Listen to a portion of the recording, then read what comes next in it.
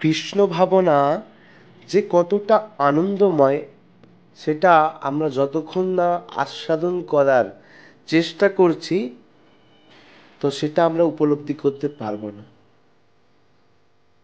তো আজকে আমরা আবারও এসেছি পতিত পাবন শ্রী শ্রী গৌর নিতাইকে নিয়ে তারকেশ্বর এলাকার অন্তর্গত বাগবাড়ি এলাকায় যুধিষ্ঠির সামন্ত প্রভুর গৃহ মন্দিরে।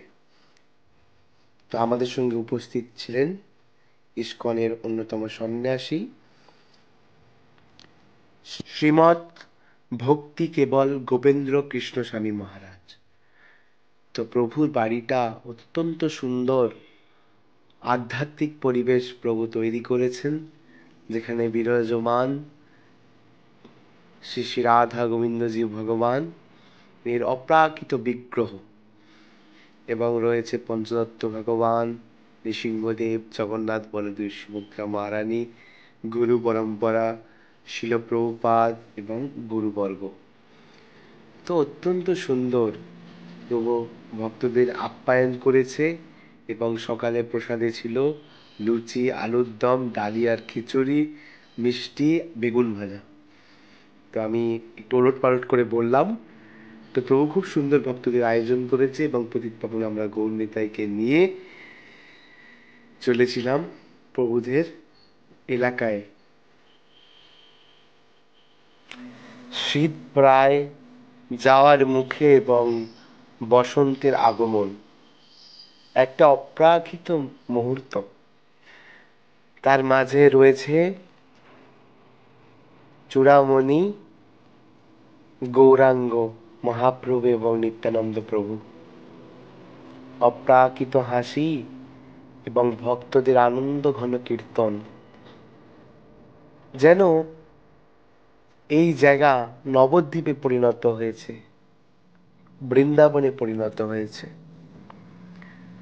ভক্তরা হেলে দুলে কীর্তন করছে আর আমি চিন্তা করছি যে আমার কত ভাগ্য যে এত সহজে ভক্ত সঙ্গ করার একটা সুযোগ আন্তর্জাতিক কৃষ্ণ ভাবনামৃত সংঘের মাধ্যমে আমরা বা আমি প্রাপ্ত হয়েছি। সবকিছু হয়েছে শিল প্রভুপাদ কৃষ্ণ কৃপা শ্রীমূর্তি অভয় চরণারবিন্দ ভক্তি বেদান্ত স্বামী প্রভুপাদের কৃপায়। তো আমরা গোলকের প্রেমধন হরিনাম সংকীর্তন, যে কলিযুগের যুগ ধর্ম, তা মহাপ্রভু যে ভবিষ্যৎবাণী করে গিয়েছিলেন 500 বছর আগে, পৃথিবীতে আছে জগত নগরাদি গ্রাম, সর্বত্র প্রচার হইবে মোর নাম, তা প্রভুপাদের আশীর্বাদে এবং কৃপায় সম্পন্ন হয়েছে। তো আমরা সেই সরস্বতী পুজোর একটা প্যান্ডেলে এই প্রোগ্রাম করেছি। প্রায় 1000 জনের খিচুড়ি প্রসাদ রন্ধন করা হয়েছিল। প্রভু আয়োজন করেছিলেন সমস্ত গ্রামবাসীকে নিয়ে। কত সুন্দরভাবে নিপুণভাবে এই খিচুড়ি রন্ধন করা হচ্ছে, যা গৌর নিতাইকে ভোগ অর্পণ করে সমস্ত ভক্তদের মধ্যে বিতরণ করা হয়েছিল। তো মহারাজ হরিনাম এবং কলিযুগের যে যুগ ধর্ম, মহাপ্রভু এবং নিত্যানন্দ প্রভুর বিশেষ মহিমা কীর্তন করলেন। তারপর আমরা সকলে হরিনাম সংকীর্তনে সকল ভক্তরা একসঙ্গে নৃত্য করছিলাম